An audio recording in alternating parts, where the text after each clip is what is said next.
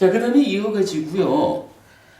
이게 어찌 보면 좀 유사한 주제라고 할 수도 있겠고, 아니면 좀 전혀 다른 주제다라고 말할 수도 있겠지만, 그냥 저한테 느껴지기로, 법의 획득을 위한 작은 경, 큰 경, 그리고 보호의 시기를 경험한 이 시점에서 소개해 드려야 하는 경전이 몇 개 있다라고 생각이 돼서 경전 몇 개 또 다른 자료로 준비해 드렸습니다.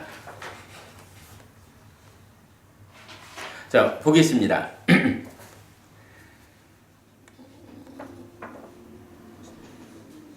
3번 상류다의 21번째 경이 뽀깔라 숲당 사람경입니다. 꼬살라 상류다라고 해서 인도, 그러니까 부처님 당시 인도의 가장 큰 나라가 마가다라는 나라랑 꼬살라라는 나라가 있었어요. 마가다는 유명한 빈비사라 왕이 통치하던 나라고, 사위성이라고 중국에서 번역했죠. 라자가가 그 수도고요. 반면 거기 마가다는 이제 겐지스강 이남이 중심이 되고요. 그 다음에 겐지스강 이북 쪽에는 꼬살라라는 나라가 있었고, 그 꼬살라의 왕이 빠세나디라는 왕이었어요. 그래서 이제 그 빠세나디 꼬살라 왕하고 그리고 그 수도가 유명한 사와띠, 그러니까 사위성. 제가 좀 전에 말을 잘못했네. 마가다는 라자가하에서 왕사성이고, 꼬살라의 수도가 사와티여서 사위성이라고 번역이 됐죠. 경전에서는 그리고 이제 유명한 그 기원정사 아나타핀디카 아라마 그 기원정사가 바로 꼬살라의 수도 사와띠에 있거든요. 그래서 굉장히 이제 불교 안에서는 비중이 큰 국가고 지역이고 그렇죠. 빠세나디 꼬살라 왕하고 부처님의 대화를 담은 경전이 모아져 있는 게 3번 상류다, 꼬살라 상류다입니다. 자, 거기에 속한 경 하나 보겠습니다. 사와티에서 설해짐. 그때 빠세나디 꼬살라 왕이 세존에게 갔다. 가서는 세존에게 절한 뒤 한곁에 앉았다. 한곁에 앉은 빠세나디 꼬살라 왕에게 세존은 이렇게 말했다. 대왕이여, 세상에는 이런 네 부류의 사람들이 존재하고 있습니다. 무엇이 넷입니까? 어둠에서 어둠을 향하는 사람, 어둠에서 빛을 향하는 사람, 빛에서 어둠을 향하는 사람, 빛에서 빛을 향하는 사람. 요거 락고 고락 이 개념에서 보면 어떤가요? 어둠에서 어둠을 향하는 사람은 뭐예요? 현재도 괴롭고 미래도 괴롭고, 요거랑 통하죠. 그 다음에 어둠에서 빛을 향하는 사람은 현재는 괴롭지만 미래는 행복한 이런 사람이고, 빛에서 어둠을 향하는 사람은 현재는 행복하지만 미래는 괴로운, 빛에서 빛을 향하는 사람은 현재도 즐겁고 미래도 즐거운, 이렇게 지금 짝이 이루어지죠. 뭐 이런 관계 때문에 제가 좀 이 경우를 소개하는데요. 대왕이요, 어떻게 어둠에서 어둠을 향하는 사람이 있습니까? 대왕이요, 여기 어떤 사람은 낮은 집안에 태어난 자입니다. 가난하고 마실 것과 먹을 것이 없고 생계가 힘든 불가촉 천민, 바구니 만드는 자, 사냥꾼, 수레공, 청소부의 집안입니다. 그곳에는 음식과 옷이 어렵게 얻어집니다. 그리고 그는 안색이 나쁘고 용모가 추하고 키가 작고 병이 잦고 외눈이거나 기형이거나 절름발이이거나 반신불수이고 먹을 것과 마실 것과 입을 것과 탈 것과 꽃과 향과 바를 것, 그리고 침상과 거처와 밝힐 것을 충분히 얻지 못합니다. 그는 몸으로 나쁜 행위를 하고 말로 나쁜 행위를 하고 마음으로 나쁜 행위를 합니다. 그는 몸으로 나쁜 행위를 하고 말로 나쁜 행위를 하고 의로 나쁜 행위를 한 것을 원인으로 몸이 무너져 죽은 뒤에 상실과 비탄의 상태, 비참한 상태, 벌받는 상태, 지옥에 태어납니다. 이랬어요. 이 뭔가요? 어떤 사람은 낮은 집안에 태어나가지고 이렇게 사는 일이 힘들어요. 그런데 이 사람이 어떤 거예요? 신구의 삼업을 악업을 지었다 이런 얘기죠. 그러니까 그러니까 낮은 집안에 태어나서 힘들게 삶을 유지하는 가운데 또 악업을 지어가지고 악업을 지은 그 업의 과와 복에 의해서 걸어서 닿는 그 자리 다음 생에 태어남이 또 지옥이 되는 거예요. 더 나빠지는 거예요. 이 얘기죠. 그래서 현재와 미래가 다 나쁜 거죠. 넘어가 보면 대왕이요. 예를 들면 어떤 사람이 혼란한 상태로부터 혼란한 상태로 갈 것입니다. 또는 어둠으로부터 어둠으로 갈 것입니다. 또는 피와 똥으로부터 피와 똥으로 갈 것입니다. 여기서는 그냥 뭐 이런 사람 이게 아니라 그냥 부처님이 바로 이런 낮은 집안에 태어나서 아주 힘든 삶을 사는 가운데에 또 악업을 지어서 지옥 가는 요런 사람들이 세상에 있는 많은 경우 중에 어떤 경우에 해당하느냐? 예를 들어보자면 혼란한 상태, 무언가 혼란스러운 정리되지 못한 이런 혼란함에서 또 혼란한 상태로 가는 사람이 있다라는 거죠. 그 사람과 같다. 또는 깜깜한 곳에서 또 찾아가는 게 깜깜한 곳을 찾아가는 그런 사람이 있다. 그와 같다. 피와 똥이라는 이 더러운 불결한 곳에서 또 기껏 찾아간 곳이 피와 똥이 있는 그 자리를 찾아가는 뭐 이런 경우가 표현하자면 비유하자면 이 사람과 같다. 이렇게 말해준 거죠. 대왕이요. 이런 비유로 나는 이런 사람을 말합니다. 대왕이요. 이렇게 어둠에서 어둠을 향하는 사람이 있습니다. 대왕이요. 어떻게 어둠에서 빛을 향하는 사람이 있습니까? 대왕이요. 여기 어떤 사람은 낮은 집안에 태어난 자입니다. 가난하고 마실 것과 먹을 것이 없고 생계가 힘든 불가촉 천민, 바구니 만드는 자, 사냥꾼, 수레공, 청소부의 집안입니다. 그곳에는 음식과 옷이 어렵게 얻어집니다. 그리고 그는 안색이 나쁘고 용모가 추하고 키가 작고 병이 작고 외눈이거나 기형이거나 절름발이거나 반신불수이고 먹을 것과 마실 것과 입을 것과 탈 것과 꽃과 향과 바를 것 그리고 침상과 거처와 밝힐 것을 충분히 얻지 못합니다. 그는 몸으로 좋은 행위를 하고 말로 좋은 행위를 하고 의로 좋은 행위를 합니다. 그는 몸으로 좋은 행위를 하고 말로 좋은 행위를 하고 의로 좋은 행위를 한 것을 원인으로 몸이 무너져 죽은 뒤에 좋은 곳 하늘 세상에 태어납니다.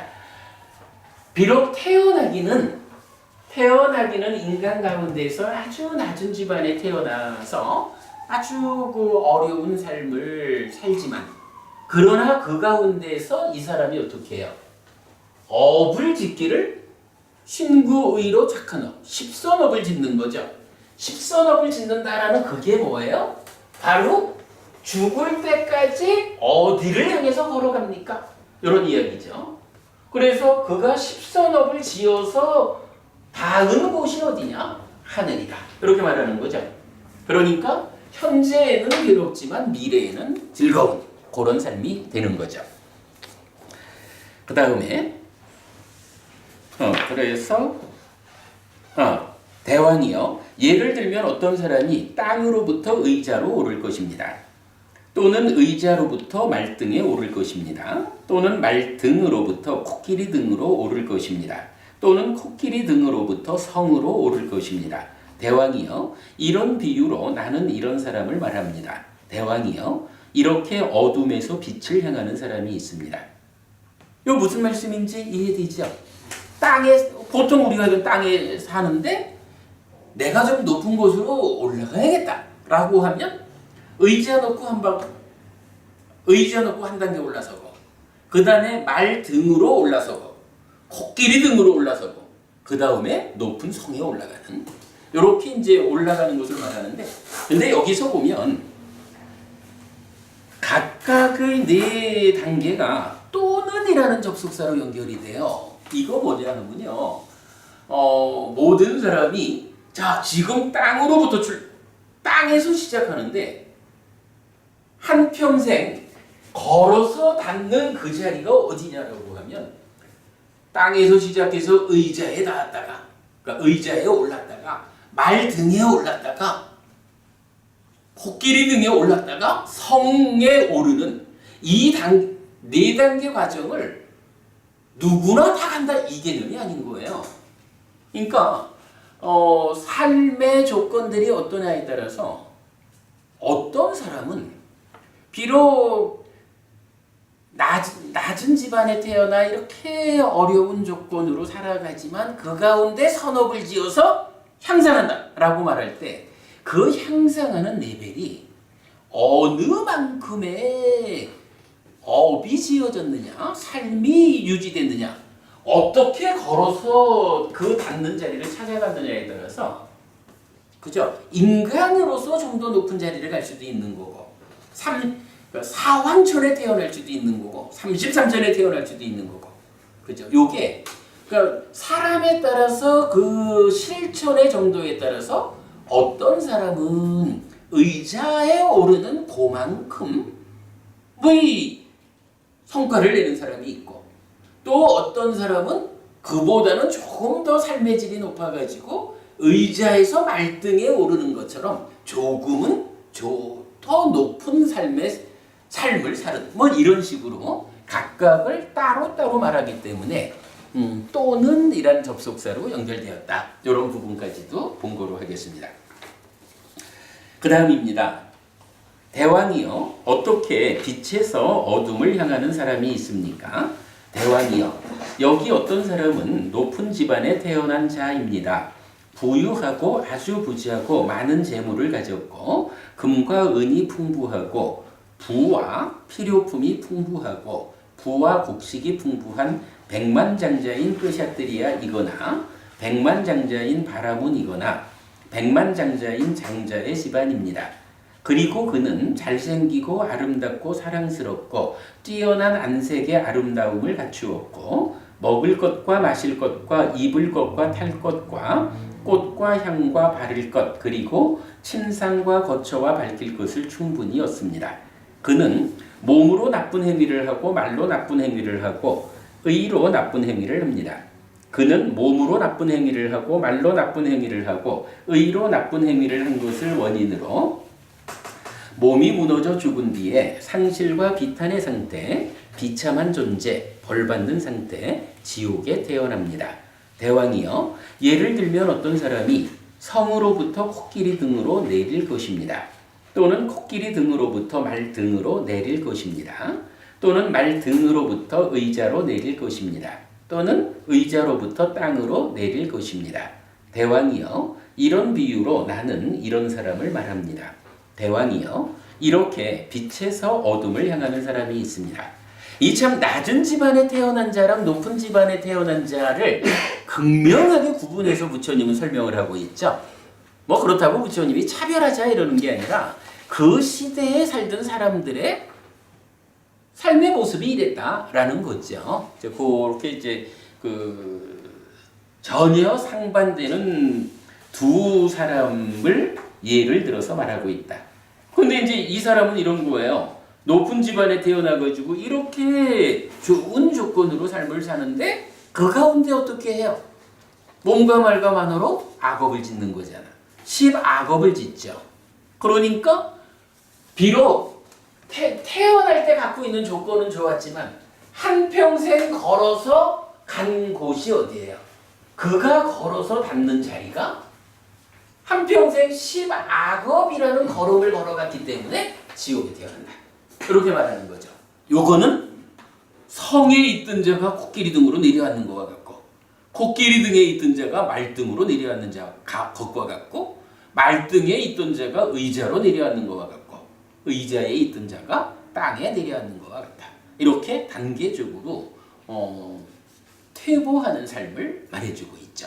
이것이 빛에서 어둠을 향하는 사람이다. 이렇게 말하죠. 현재는 즐겁지만 미래는 괴로운 법의 백덕. 이렇게 되죠.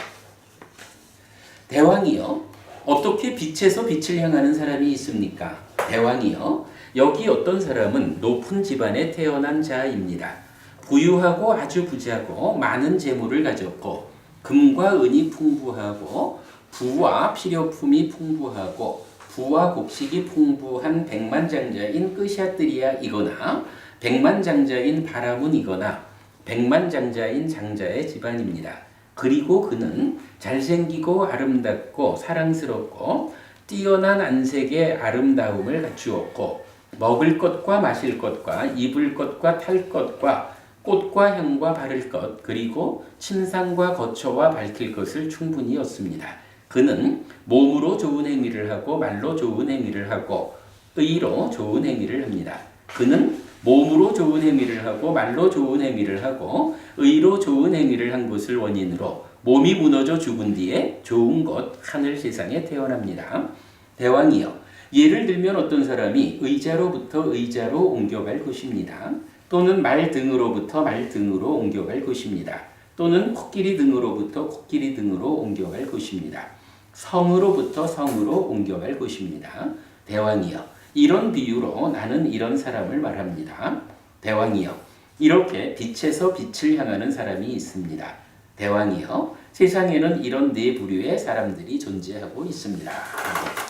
태어나기를 원한 높은 집안에 태어나서 아주 좋은 조건에 사는데 게다가 이 사람은 식선업을 행하는 사람이에요. 아주 좋은 조건의 인간으로 태어났는데 한평생 걸어서 가는 자리가 어디예요? 십선업이라는 걸음을 걸었기 때문에 그가 받는 자리는 높은 하늘 세상입니다.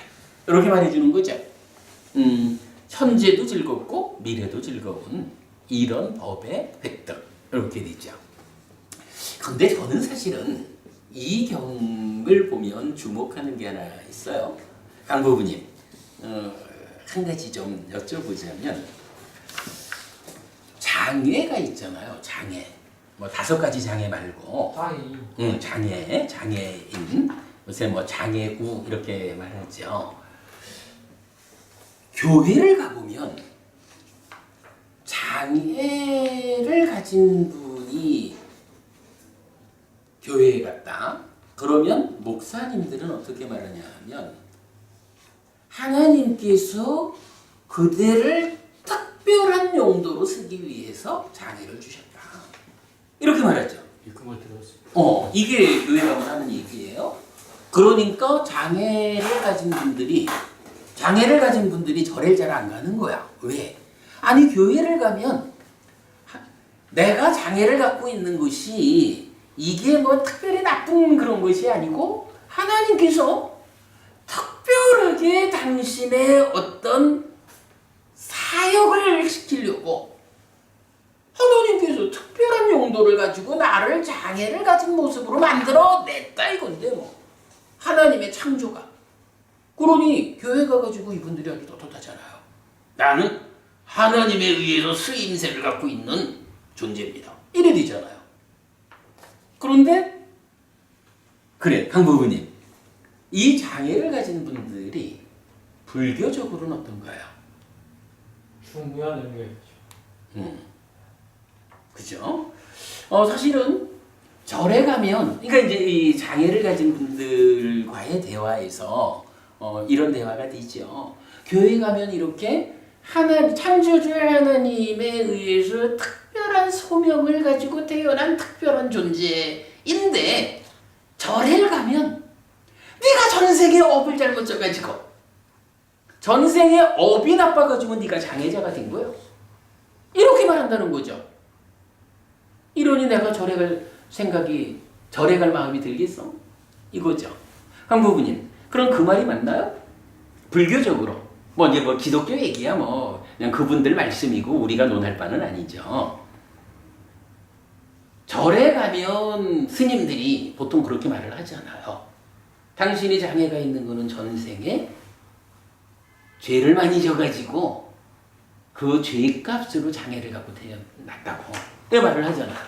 이거 교리적으로 타당한가요? 하지 않은 것 같습니다. 타당하지 않을까요?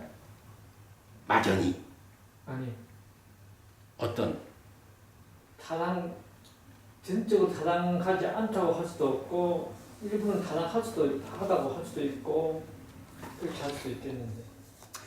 이런 부분을 볼 수 있어요. 제가 다음 주 이 시간에는 이 경들의 연장선, 업과 보의 연장선상에서 업의 분석의 큰 경과 작은 경, 경전 두 개를 한 번 더 수업을 통해서 소개해 드리려고 해요.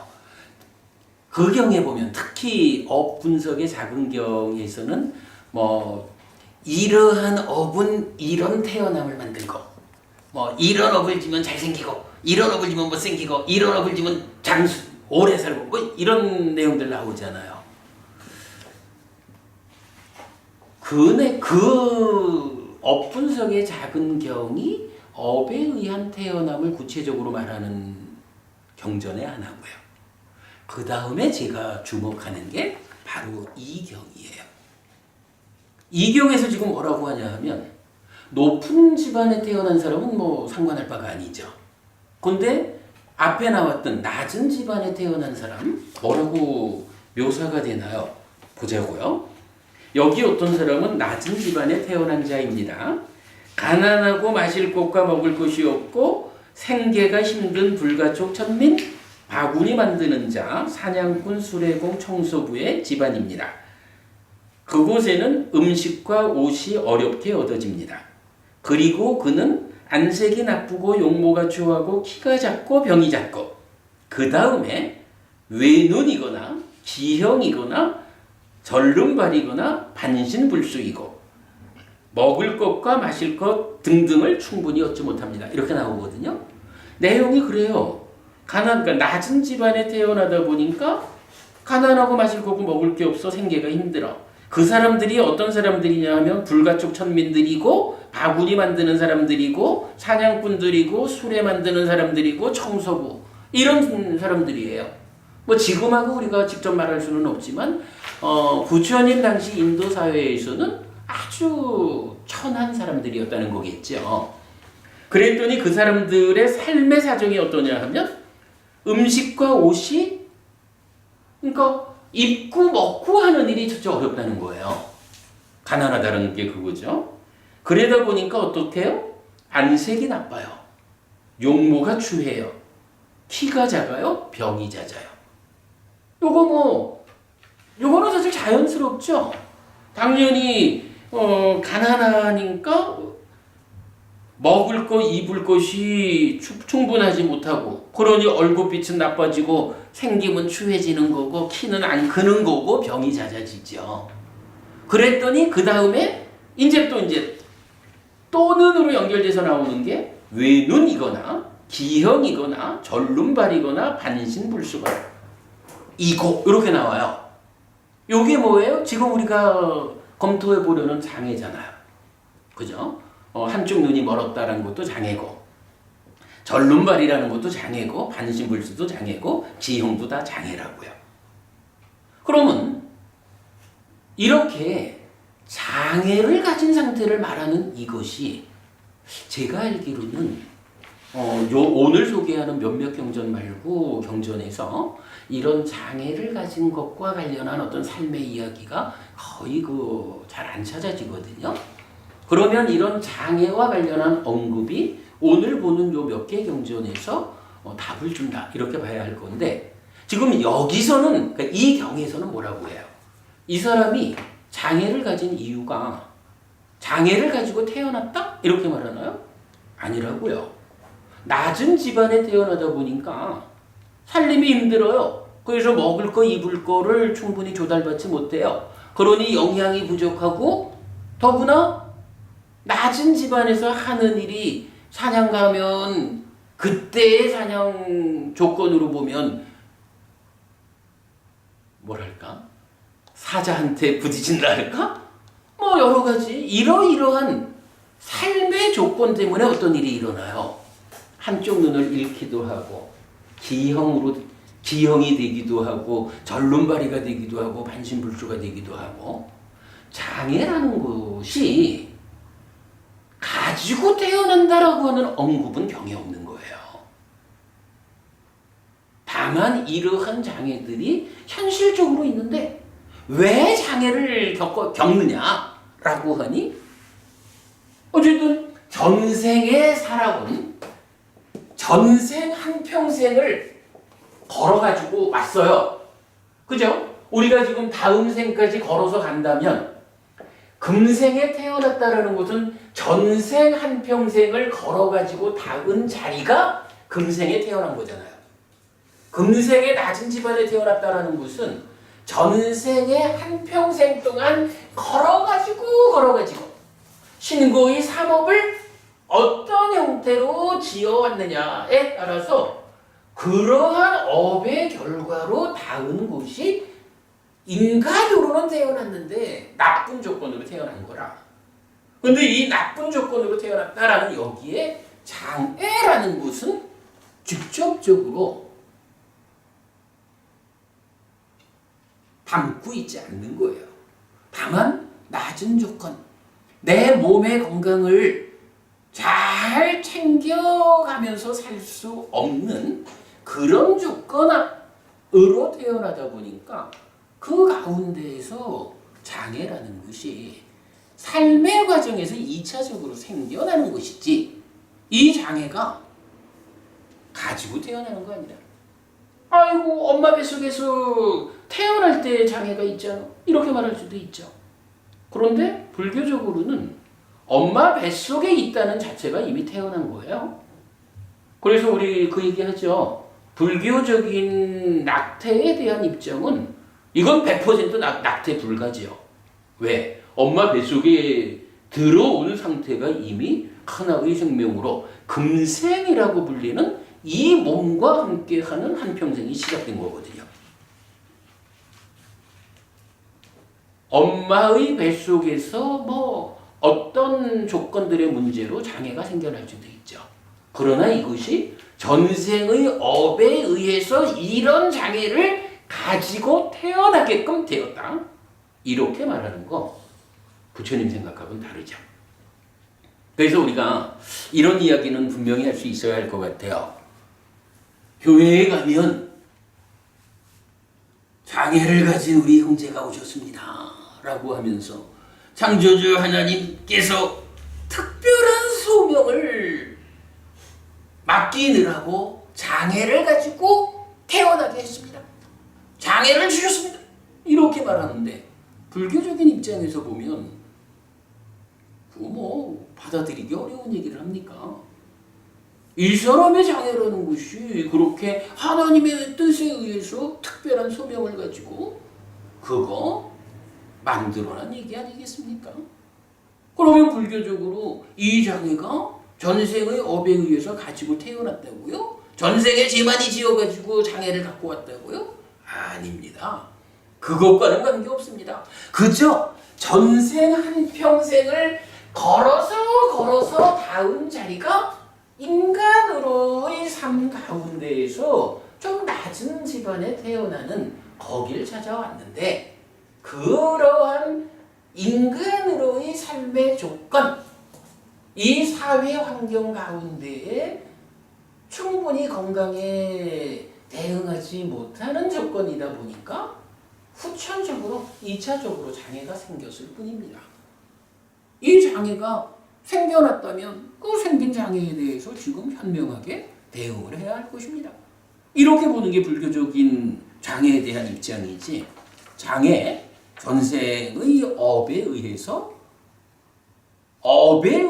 결정된 가지고 온 과다, 보다 이렇게 보지 않아야 한다라는 거. 이 경에서 저는 그 부분을 꼭 좀 보려고 합니다. 자, 그 다음에 이제 넘어가겠습니다.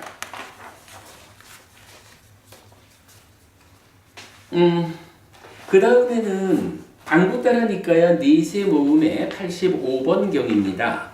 따모 따마숙당에서 어둠에서 어둠을 경 이렇게 나오는데요.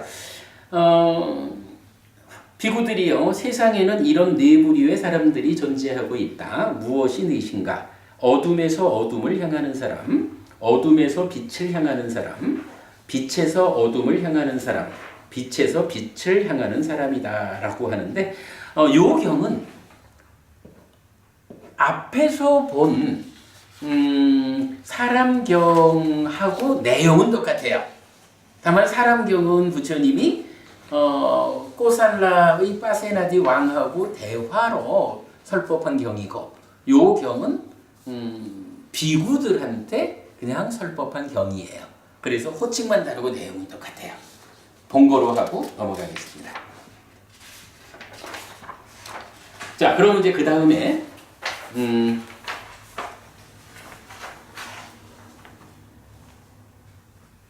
찰라비자티스땅에서 앙구따라니까야 여섯의 모음의 57번 경입니다.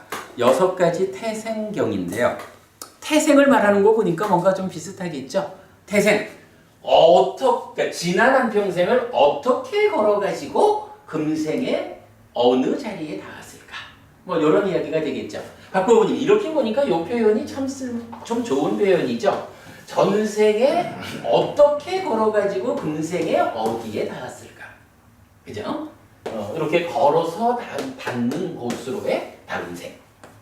우리가 한평생 사는 곳이 한평생 업을 짓는다라고 하는 이것이 다음생 닿을 그 자리까지 걸어가고 있는 중이야. 이 몸으로. 이런 이야기죠.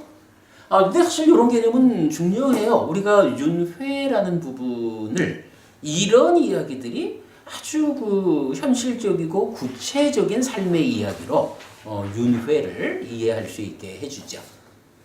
자, 6가지 태생경입니다. 한때 세존은 라자가하에서 독수리봉 산에 머물렀다. 그때 아난다 존자가 세존에게 갔다. 가서는 세존에게 절한 뒤 한곁에 앉았다. 한곁에 앉은 아난다 존자는 세존에게 이렇게 말했다.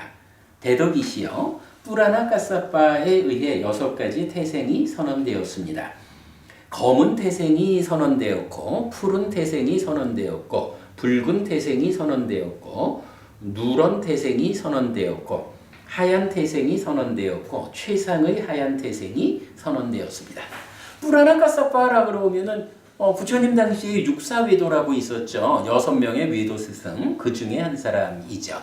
그 뿌라나 까사빠가 자기 제자들한테 세상에는 이렇게 6가지의 태생이 있다라고 말했다는 거죠. 그걸 이제 아난다 존자가 부처님한테 전달하는 거죠.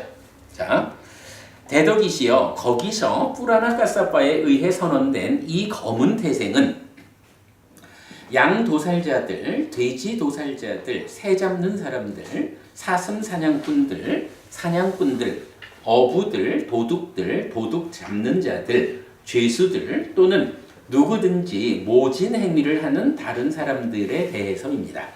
그러니까 어쨌든 모진 행위를 하면서 살아가는 사람들이 이게 검은 태생입니다. 이렇게 말한 거죠. 대덕이시여, 거기서 뿌라나 까사빠에 의해 선언된 이 푸른 태생은 비구들, 고행자들 또는 누구든지 업을 설하고 결실 있음을 설하는 다른 사람들에 대해서입니다. 라고 했어요. 푸른 태생, 파라타라고 하는 태생은 비구 또는 고행자, 요거를 뭐 해석에 따라서는 고행하는 자로의 비구 이렇게도 이제 말을 하는 것 같은데, 어쨌든 이제 중요한 개념이 업을 설하고 결실이 있음을 설하는 사람들 이렇게 말하는 거죠. 박보분이 우리 그 업을 설하고 결실이 있음을 설하는 요게 뭐죠? 부처님 가르침의 토대를 형성하는 거죠. 부처님은 업을 설하는 자, 결실이 있음을 설하는 자이다. 그렇죠. 거기에 정진이 보태지면 세계가 부처님 가르침의 토대다. 이거는 과거의 부처님도 업과 결실 있음과 정진을 설하셨고, 미래에 오실 부처님들도 3가지를 설하실 거고, 지금 부처님인 우리 부처님도 이 3가지를 설한다라고 해서 과거, 미래, 현재의 모든 부처님들의 가르침은 바로 업이고 결실이 있음이고 정진이다. 오직 업에 의해서 결실이 생기는 것이다. 그런데 부처님이 있는 이유가 뭐예요? 나쁜 업을 지으면 지옥 간다? 요거 알려주려고 부처님이 오신 건 아니죠. 나쁜 업 짓지 마라 지옥 간다. 좋은 업을 지어서 하늘에 태어나거나 아니면 더 완성되어서 해탈해라. 요걸 말하기 위한 거잖아요. 그런데 거기에 필요한 게 뭐예요? 바로 좋은 업을 지어서 하늘에 태어나거나 또는 삶을 완성해 해탈하기 위해서는 노력이 필요하다. 요 얘기를 같이 한다는 거죠. 그지? 노력 없이 강부모님 그러겠죠. 노력 없이 단지 선업을 지으면 하늘에 태어난다? 요렇게 아는 것만 가지고 하늘에 가는 건 아니죠. 바로 하늘에 가기 위해서는 선업을 짓는다.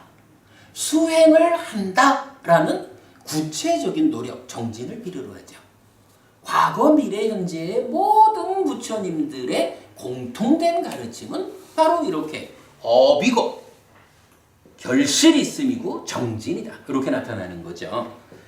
그래서 이제 여기서 말하는 푸른 태생에서 업을 설하고 결실이 있음을 설하는 요거는 뭐 불교 수행자를 의미하는 이렇게 보아도 되겠고요. 그 다음에 대덕이시여 거기서 뿌라나카사파에 의해 선언된 이 붉은 태상은 하나의 망토를 걸치는 니간타들입니다. 뭐 니간타가 그렇다라는 거고 대덕이시여 거기서 뿌라나카사파에 의해 선언된 이 누런 태생은 나체 수행자의 제자인 흰 옷을 입는 제가자들입니다. 대덕이시여 거기서 뿌라나카사파에 의해 선언된 이 하얀 태생은 아지와카들과 여자 아자와카들입니다. 대덕이시여 거기서 뿌라나카사파에 의해 선언된 이 최상의 하얀 태생은 난다와차와 끼사상키차와 마칼리 고살라입니다. 대덕이시여 뿌라나카사파에 의해 이런 6가지 태생이 선언되었습니다. 그러니까 이제 아난다 존자가 뿌라나카사파가 이런 이야기를 합니다. 부처님 하고 와서 말씀을 그냥 보고 드린 거예요.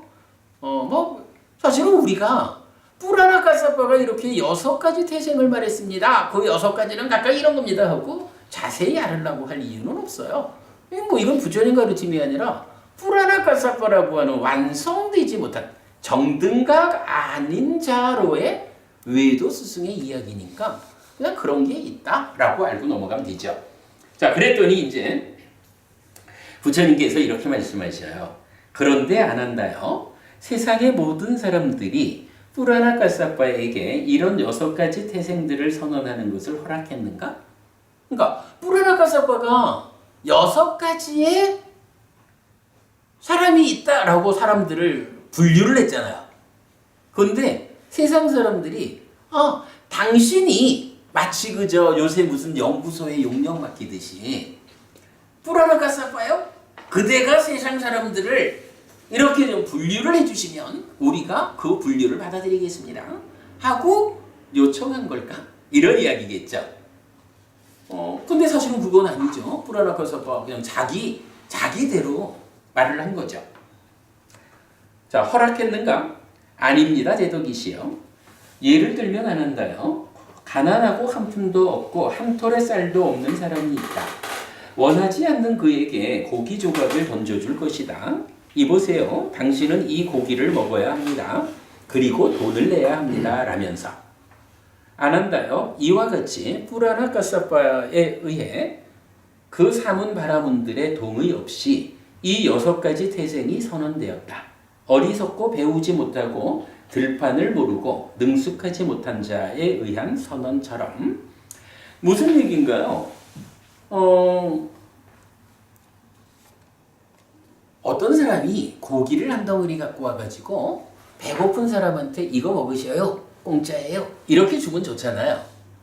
그런데 진짜 한 푼도 없는 그런 사람한테 와가지고 고기를 이렇게 한 덩어리 주면서 당신이 이 고기를 먹어야 합니다. 의무입니다. 이거 먹으세요. 이러면서 먹고 돈 내시오. 이렇게 말한다면 이 곤란하잖아요. 한 푼도 없는 사람한테 자기가 돈이 없으니까 원할 수가 없죠. 원하지도 않는 상태에서 고기 한 덩어리 갖다 주고는 이거 먹고 돈 내야 돼. 이렇게 말한다면 이 무슨 짓을 하자는 거야 이게. 그죠? 마치 그런 경우가 같다라는 거예요. 뿔 가사빠가 세상에 여기에 뭐 나온 이러이러한 사람들이 전혀 우리를 무슨 색깔의 태생인지 분리를 해주시오라고 요청하지 않았는데 자기 혼자 지멋대로 그래버린 거야. 그러니까 부처님 이거 마치 한 푼도 없는 사람한테 고기 갖다 먹어야 된다고 그리고 돈 내야 된다고 강제로 맡기는 거하고 뭔 차이가 있냐? 이거 의미 없다. 이렇게 말하는 거죠. 자, 그러면서 안 한다요. 나는 6가지 태생들을 선언한다. 이제 부처님께서 그 뿔아라카사파가 선언한 그 6가지 태생은 그건 의미 없는 거야. 이러면서 내가 6가지 태생을 말해줄게. 그렇게 되죠. 듣고 잘 사고하라. 나는 설할 것이다. 알겠습니다. 대덕이시여라고 아난다 존자는 세존에게 대답했다. 세존은 이렇게 말했다. 무엇이 6가지 태생인가? 아난다여. 여기 검은 태생들과 같은 어떤 사람은 검은 법을 생겨나게 한다. 아난다여. 여기 검은 태생들과 같은 어떤 사람은 흰 법을 생겨나게 한다. 아난다여. 여기 검은 태생들과 같은 어떤 사람은 검지도 희지도 않은 열반을 생겨나게 한다. 아난다여. 여기 흰 태생들과 같은 어떤 사람은 검은 법을 생겨나게 한다. 아난다여. 여기 흰 태생들과 같은 어떤 사람은 흰 법을 생겨나게 한다. 아난다여. 여기 흰 태생들과 같은 어떤 사람은 검지도 희지도 않은 열반을 생겨나게 한다. 요거 이제 어떻게 말하나요? 뿔아라카사파는 6가지 색깔을 가지고 사람을 구분했는데 부처님 그거 의미 없다라고 하시면서 사람을 2가지로 분류한 거죠. 뭐 검은 태생들과 같은 사람 이건 약간 뭐 검은 사람 이 얘기죠. 이게 약간 뭐 단어가 그렇게 쓰였길래 이렇게 약간 있는 대로 번역을 해봤고요. 검은색, 흰색 2가지 사람이 있다 이거예요. 그런데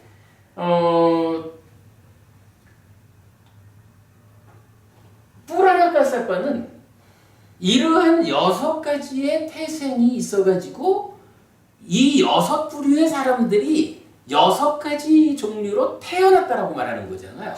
근데 부처님은 말을 반대로 하는 거죠.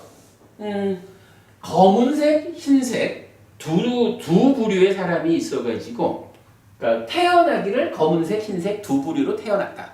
그리고는 이제 각각의 사람이 3가지의 법을 생겨나게 한다. 생겨나게 한다는 건 뭐예요? 태어나기는 검고 희고 2부류로 자기는 태어나졌어요. 그렇게 태어났다는 건 뭐예요? 전생에 걸어가지고 흰색의 사람에 닿은 거. 전생에 걸어가지고 검은색의 사람에 닿은 거. 요거죠. 그리고는 이제 자기가 주인공이 되어가지고 이제 법들을 생겨나게 한다는 거예요. 각각 3가지씩. 그런데 그 3가지가 뭐냐 하니 검은 법을 생겨나게 하고 흰 법을 생겨나게 하고 희지도 아니다. 검지도 희지도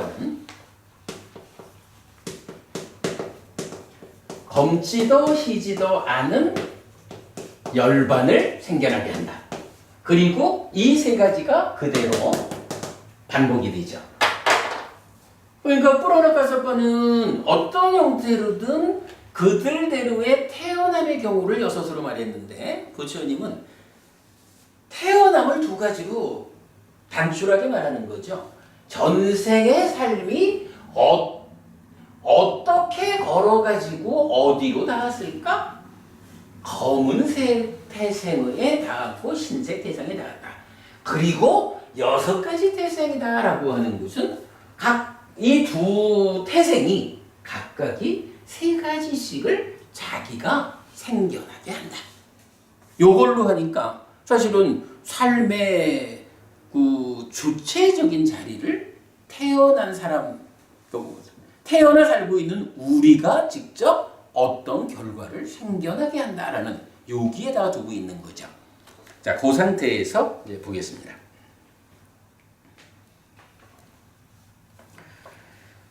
그러면 안 한다요. 어떻게 검은 태생들과 같은 사람이, 즉 검은 태생으로 태어난 사람이 검은 법을 생겨나게 하는가? 안 한다요. 여기 어떤 사람은 낮은 집안에 태어난 자이다. 가난하고 마실 것과 먹을 것이 없고 생계가 힘든 불가촉 천민, 바구니 만드는 자, 사냥꾼, 수레공, 청소부의 집안이다.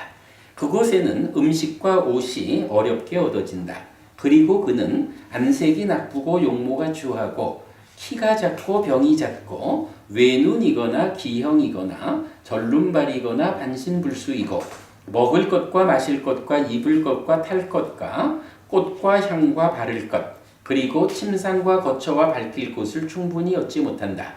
그는 몸으로 나쁜 행위를 하고 말로 나쁜 행위를 하고 의로 나쁜 행위를 한다. 그는 몸으로 나쁜 행위를 하고 말로 나쁜 행위를 하고 의로 나쁜 행위를 한 것을 원인으로 몸이 무너져 죽은 뒤에 상실과 비탄의 상태, 비참한 존재, 벌받는 상태, 지옥에 태어난다. 안 한다요. 이렇게 검은 태생들과 같은 사람이 검은 법을 생겨나게 한다. 하여간 전생의 업이 좋지 않아서 한평생 걷고 걸어서 닿은 그 자리가 이렇게 낮은 집안이라고 말하는 검은색 태생이에요. 그 가운데 이제 자기가 살아가면서 어떻게 또 검은 업을 짓는 거죠. 이거 현재도 괴롭고 미래도 괴로운 요 경우죠. 네, 그렇게 됐고요. 그 다음에 넘어가면 그러면 안 한다요. 어떻게 검은 태생과 같은 사람이 흰법을 생겨나게 하는가? 자, 여기서 검은 태생이니까 낮은 집안에 태어난 사람의 삶의 조건 동일하죠. 그런데 이 사람이 흰법을 생겨나게 한다는 건 뭐예요? 비록 태어남은 그렇게 어렵지만 그럼에도 불구하고 신구의로 십선업을 지었습니다. 그래서 하늘에 태어납니다. 요 얘기죠. 그거 검은색 태생이면서 흰법을 생겨나게 하는 그거고요. 그 다음에 그러면 어떻게 검은 태생들과 같은 사람이 검지도 시지도 않은 열반을 생겨나게 하는가? 안 한다요. 여기 어떤 사람은 낮은 집안에 태어난 자이다. 가난하고 마실 것과 먹을 것이 없고 생계가 힘든 불가촉 천민, 바구니 만드는 자, 사냥꾼, 수레공, 청소부의 집안이다. 그곳에는 음식과 옷이 어렵게 얻어진다. 그리고 그는 안색이 나쁘고 용모가 추하고 키가 작다. 그는 머리와 수염을 갖고 이렇게 해서 이제 출가를 하거든요. 여기 우리가 하나 좀 봐야 되는 게 아까 제가 장애를 말했잖아요. 출가하지 않는 삶을 말할 때는 낮은 집안에 태어난 자는 안색이 나쁘고 용모가 추하고 키가 작은 그 다음에 뭐가 나와요? 병이 잦아가지고 외눈이거나 기형이거나 절름발이거나 만신불수거나 이런 장애를 갖게 되는 이 얘기가 그 뒤에 나오죠. 그리고 생활에 필요한 것을 충분히 얻지 못한다 이렇게 말하거든요. 근데 이제 출가하는 사람에 대해서는 어떻게 말을 해요? 그냥 안색이 나쁘고 용모가 추하고 키가 작다라는 그 상태에서 그 뒤에 장애와 관련되고 필요한 것들을 얻기 힘든 이런 부분은 배제하고 바로 출가로 연결되죠. 요런 게 분명히 부처님에 의하면 의도적으로 그러니까 낮은 집안에 태어난 자를 서술하는 가운데 그 낮은 집안에 태어나서 제가자로서 한평생 살아갈 때의 모습하고 그러나 그가 출가를 해서 삶을 바꾸는 모습하고를 분명히 의도적으로 부처님 구분해서 말하고 있다는 거예요. 그리고 장애라는 개념, 이 그러니까 여기에서는 이미 배제되어 있다고요. 그런 부분 우리 좀 보기로 하고요. 그는 머리와 수염을 깎고 물들인 옷을 입고서 집에서 집 없는 곳으로 출가한다. 이렇게 출가자가 된 그는 지혜를 무력화시키는 마음의 오염원인 5가지 장애를 버리고 사념처에 잘 확립된 심으로 칠각지를 있는 그대로 닦은 뒤에 검지도 희지도 않은 열반을 생겨나게 한다. 안 한다요. 이렇게 검은 태생들과 같은 사람이 검지도 희지도 않은 열반을 생겨나게 한다. 자, 열반이라는 개념을 어떻게 말하는 건가요? 일단 검은 법이라는 것은 태생은 안 좋은 거죠. 안 좋은 태생에서 또다시 신구의로 악업을 지어가지고 나쁜 태어남. 그러니까 한평생 업을 짓는다는 그 걸음을 걸어가지고 나쁜 세상에 닿는 요걸 말했죠. 그 다음에 흰법을 생겨나게 한다는 것은 비록 태생은 나빴지만 한평생 십선업이라는 걸음을 통해서 닿는 그 자리가 좋은 곳에 닿았어. 이렇게 말하는 거죠. 근데 그 좋은 곳에 닿은 것의 한계가 어디예요? 비상디비상처라는 하늘의 끝까지죠. 그런가 하면 분명히 또 한 가지 방법이 있다는 거예요. 바로 이 낮은 삶들도 있고 높은 삶들도 있지만 이러한 높고 낮은 중생들의 영역인 욕계색계 무색계의 세상과는 별개로 이제 검지도 희지도 않다. 이거 뭐예요? 인간보다 더 낮은 악업을 지어가지고 닿는 그 세상도 아니고 선업을 지어가지고 닿는 그 높은 세상도 아니고 두 가지 다를 배제한 두 가지 다가 극복된 자리로서의 열반이 있다라고 해서 중생 세상을 벗어난 자리, 완성의 자리에 열반이 제시가 된 거죠. 자, 그리고 나면 이제 경의 후반부는요, 안 한다요. 어떻게 흰태생들과 같은 사람이 검은 법을 생겨나게 하는가 하는 요거는 더 안 읽어봐도 알겠죠. 그러니까 높은 집안에 태어나서 이렇게 풍족하게 살던 사람이 악업을 지으면 흰색의 태생이면서 검은 법을 생겨나게 하는 자고, 그런 가운데에서도 선업을 지으면 흰색의 태생이면서 흰법을 생겨나게 하는 자고, 그러나 흰색의 태어남 가운데서도 검지도 희지도 않은 열반을 생겨나게 하는 자들이 있다. 이렇게 말하는 거죠. 그러면 부처님은 뿌라나까사빠가 말하는 이런 수행자 이 사람들을 6가지 부류로 자기 멋대로 분류해 놓은 어떤 태생에 의해서 이러한 삶을 사는가, 이거 사실 아니다 이러면서 전생에 의해서 걸어와 닿은 자리는 검은색, 즉 낮은 집안에 태어났느냐, 흰색, 높은 집안에 태어났느냐, 그 두 가지로만 구분해서 닿은 곳을 말하면 된다. 그리고 각각에게 3가지씩의 이 법에 생겨남이 있다. 이래서 6가지의 태어남을 말한다. 이렇게 설명되죠. 그럼 여기서 6가지 태어남이라는 것은 금생의 2가지 태어남을 말하는 게 아니라 금생에 이렇게 출발해가지고 6곳으로 닿는 그 부분을 말한다라고 보면 되겠습니다. 한 가지만 주목하죠.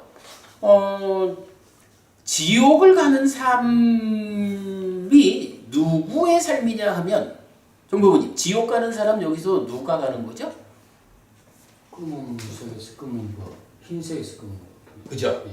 표현하자면 지옥 가는 사람들은 검은색 태생을 가진 자만 지옥 가는 거예요. 이거 아니죠.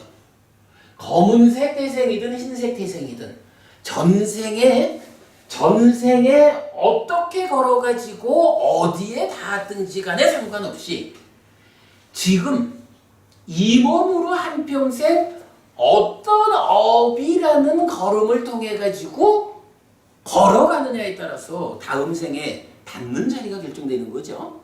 그러니까 지옥 가는 거 검은 태생만 가는 것도 아니고 신태생만 가는 거 아니에요. 누구나 가는 거예요.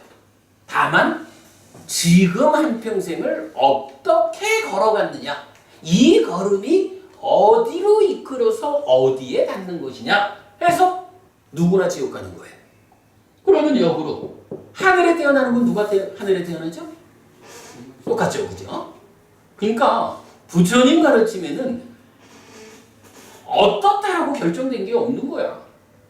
지금 내가 넉넉하게 태어났든 어렵게 태어났든 이거는 전생의 삶의 과정이 누적돼서 여기에 도착한 거고, 지금 이제 내가 어디로 갈 거냐 하는 것은 태어난 이 상태는 태어나진 거지 뭐. 그러나 이러한 태어남에 도대한 나의 삶에서 내가 지금 어떤 업을 통해서 어디에 닿을 것이냐, 지금 나의 삶이 결정해 준다 이거죠. 지옥도 갈 수 있고 하늘에 태어날 수도 있고 해탈해서 열반을 실현할 수도 있다. 누구나 이런 얘기죠. 자, 그렇게 해서 마치고요. 한 가지 경만 좀 더 보고 마치겠습니다. 시간이 좀 많이 갔네. 안구따라 니까야 세세 모음의 13번째 경이 희망 없음 경입니다. 세상에는 이런 세 부류의 사람들이 존재하고 있다. 무엇이 셋인가? 꿈이 없는 사람과 꿈꾸는 사람과 꿈에서 벗어난 사람이다. 그러면 비구들이여, 누가 꿈이 없는 사람인가? 비구들이여, 여기 어떤 사람은 낮은 집안에 태어난 자이다.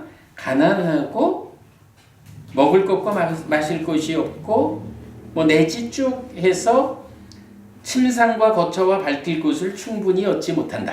여기까지 앞에서 계속 본 검은 태생이죠. 그런데 그는 듣는다.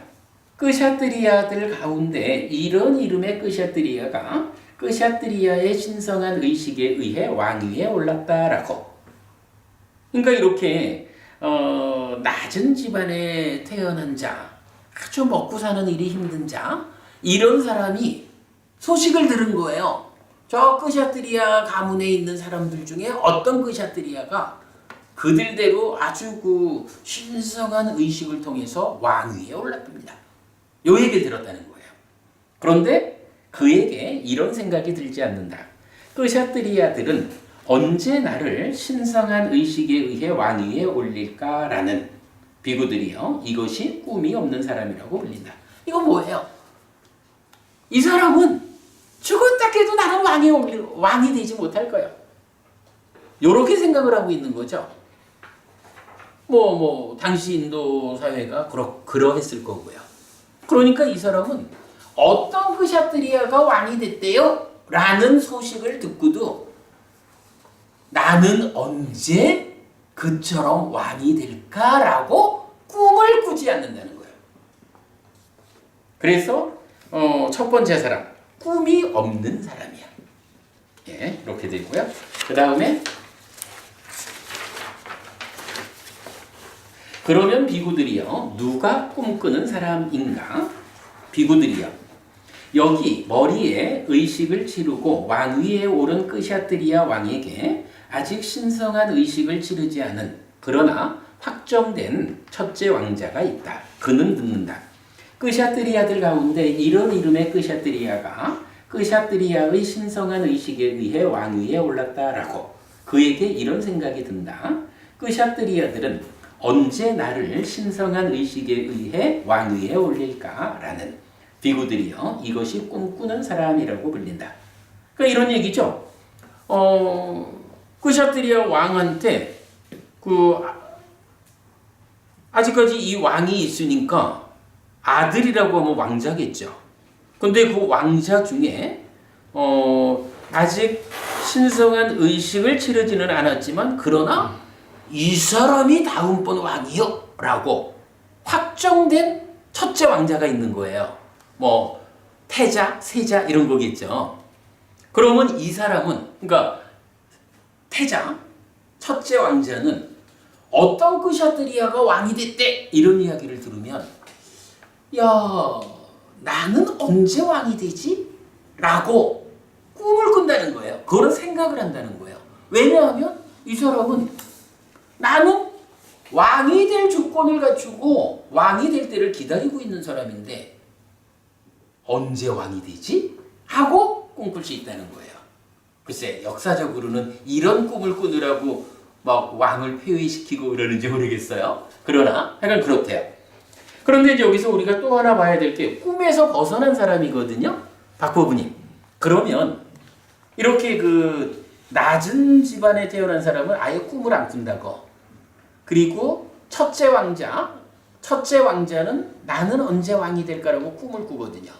근데 꿈에서 벗어난 사람이 있다라고 표현한다면 이제 더 이상 꿈꾸지 않는 꿈꾸는 일을 끝냈다 이렇게 되겠지?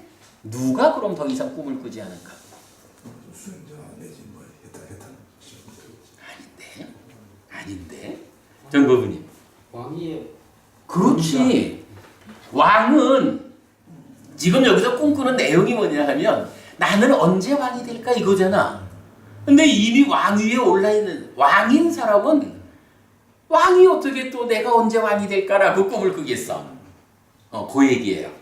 그러면 비구들이요. 누가 꿈에서 벗어난 사람인가? 비구들이요. 여기 머리에 의식을 치르고 왕위에 오른 끄샤뜨리아 왕이 있다. 그는 듣는다. 끄샤뜨리아들 가운데 이런 이름의 끄샤뜨리아가 끄샤뜨리아의 신성한 의식에 의해 왕위에 올랐다라고. 그에게 이런 생각이 들지 않는다. 끄샤뜨리아들은 언제 나를 신성한 의식에 의해 왕위에 올릴까라는 그 원인은 무엇인가? 참으로 이전에 왕위에 오르지 않은 자의 신성한 의식에 대한 꿈이 어떻게 돼요? 가라앉았기 때문이다. 이미 왕위에 올랐기 때문에. 비구들이요. 이것이 꿈에서 벗어난 사람이라고 불린다. 자, 그리고는 이제 요 얘기를 지금 이제 박보부님 말씀하신 비구들한테 이제 적용을 하는 거예요. 이와 같이 비구들이요. 비구들에는 이런 세 부류의 사람들이 존재하고 있다. 무엇이 셋인가? 꿈이 없는 사람과 꿈꾸는 사람과 꿈에서 벗어난 사람이다. 그러니까 비구한테도 똑같이 꿈이 없는 사람, 꿈꾸는 사람, 꿈에서 벗어난 사람이 있다. 그러면 비구들이요. 누가 꿈이 없는 사람인가? 비구들이요. 여기 어떤 사람은 계를 경시하고 성품이 악하고 불결하고 의심하는 습관이 있고 행위를 숨기고 거짓된 비구이고 사문을 사칭하고 범행을 닦는 자가 아니고 범행을 닦는 자를 사칭하고 안이 썩었고 욕망이 가득하고 오염된 자이다. 그는 듣는다. 이런 이름의 비구가 번뇌들의 부숨으로부터 번뇌 없는 심해탈과 해해탈을 지금 여기에서 스스로 실답게 안 뒤에 실현하고 성취하여 머문다라고. 그는 이렇게 생각하지 않는다. 나는 언제 번뇌들의 부숨으로부터 번뇌 없는 심해탈과 해해탈을 지금 여기에서 스스로 실답게 안 뒤에 실현하고 성취하여 머물까라고. 비구들이요. 이것이 꿈이 없는 사람이라고 불린다. 무슨 얘기인지 뭐 정확히 말되죠. 근데 사실 여기서 보면 우리가 엊그저께 수업한 중에 그 초선을 성취에 머물면 탐의 잠재 성향이 더 머물지 않는 요거 보았죠. 그럴 때 어떤 일이 이어지죠? 바로 그 탐의 잠재 성향이 잠재하지 않게 된 초선을 성취에 머무는 자, 그 수행자가 저 성자들이 이미 성취해서 머무는 그 경지를 나는 언제 성취할 수 있을까? 라는 고뇌가 생긴다. 그러한 고뇌가 생길 때에 저항하지 않아서 저항의 잠재 성향이 잠재하지 않는다. 이런 부분이 나왔었죠. 사실 지금 여기서 보는 게 바로 그 개념하고 통하죠. 그죠? 그렇게 연결해서 보면 좋을 것 같아요. 그러면 비구들이요. 누가 꿈꾸는 사람인가? 비구들이요. 여기 비구는 계를 중시하고 선한 성품을 가졌다. 그는 듣는다. 번뇌들의 부숨으로부터 번뇌 없는 심해탈과 해해탈을 지금 여기에서 스스로 실답게 안 뒤에 실현하고 성취하여 머문다라고. 그는 이렇게 생각한다. 나는 언제 번뇌들의 부숨으로부터 번뇌 없는 심해탈과 해해탈을 지금 여기에서 스스로 실답게 안 뒤에 실현하고 성취하여 머물까? 라고 비구들이요. 이것이 꿈꾸는 사람이라고 불린다. 글쎄 이게 뭐 정확한지 몰라도 방금 전에 소개한 바에 의하면 그래도 초선을 성취해서 머무는 가운데에 탐의 잠재 성향, 저항의 잠재 성향, 이러한 잠재 성향들이 잠재하지 않는 정도의 수행의 경지에 오른 사람, 이런 사람이 꿈꾸는 사람에 속한다라고 말을 해야 되지 않을까요? 그죠? 그냥 우리가 아직까지 수행을, 사념초 수행을 잘 해가지고 초선을 성취해 머무는 가운데에 초선만큼 단계지어진 해탈 열반이 실현되는 이러한 경지도 가지 못한 상태에서 그냥 머리를 굴려서 마음만 가지고 나는 언제 그럴까? 요런 정도를 가지고 꿈꾸는 사람이라고 말하는 거로 보지는 않아야겠죠. 예, 그렇게 이해하겠습니다. 그러면 비구들이요, 누가 꿈에서 벗어난 사람인가? 비구들이요, 여기 비구는 번뇌다한 아라한이다. 그는 듣는다. 이런 이름의 비구가 번뇌들의 부슴으로부터 번뇌 없는 심해탈과 해해탈을 지금 여기에서 스스로 실답게 안 뒤에 실현하고 성취하여 머문다라고. 그는 이렇게 생각하지 않는다. 나는 언제 번뇌들의 부슴으로부터 번뇌 없는 심해탈과 해해탈을 지금 여기에서 스스로 실답게 안 뒤에 실현하고 성취하여 머물까라고. 그 원인은 무엇인가? 참으로 이전에 해탈하지 않은 자의 해탈에 대한 꿈이 가라앉았기 때문이다. 강부모님, 왜 가라앉았나요? 이미 실현했기 때문에. 이거죠. 가장 중요한 표현이죠. 비구들이요, 이것이 꿈에서 벗어난 사람이라고 불린다. 비구들이요, 비구들에는 이런 세 부류의 사람들이 존재하고 있다.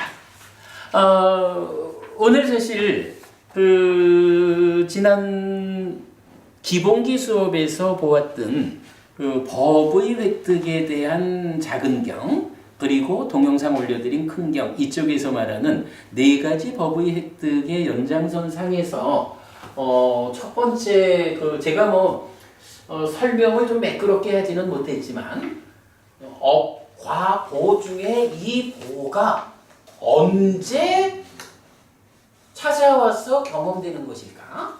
보의 시기가 지금 여기라고 하지만 이게 이 몸으로의 삶 가운데에 경험할 수도 있고, 그러니까 이게 꼭 행위 그 시점이 아니라 행위에서 생겨나는 결과가 이 몸으로 살아있는 동안에 경험되는 경우, 그리고 걸어서 닿는 것까지 한평생 이러한 삶의 과정을 꾹 걸어가지고 닿는 다음 세상 태어나는 그 자리, 이렇게 돼서 못 받자 다음 생에 그 보가 찾아올 수 있고, 그런가 하면 다음 생까지 아는 거는 그 다음 생 어느 때인가 하여간 한 번 행위를 통해서 업을 통해서 생겨난 결과는 경험하지 않는 한 없어지지 않는다. 다만 한 가지, 해탈에서 존재가 소멸되면 이 업들을 받을 주체가 없어진다. 이런 부분 우리가 좀 명확히 할 수 있는 거죠. 이렇게 보에 대한 시기를 보았고, 이어서 경전 4개를 같이 보았어요. 굉장히 많은 공부 오늘 수업에서 했는데 특히 그 장애에 대해서 우리가 어떤 시점을 가져야 할까라는 부분도 중요한 내용이었다고 생각됩니다. 자, 아무튼 우리가 현재의 어떠한 삶을 살아나가 가지고 다음 생에 어떠한 보를 실현할까? 이 부분에 대해서 좀 더 구체적이고 명확한 지향을 가질 필요가 있겠다 생각합니다. 다음 시간에는 업 분석에 대한 큰 경, 작은 경 두 가지 경을 소개해 드리도록 하겠습니다. 오늘 수업 여기까지 하겠습니다. 수고하셨습니다.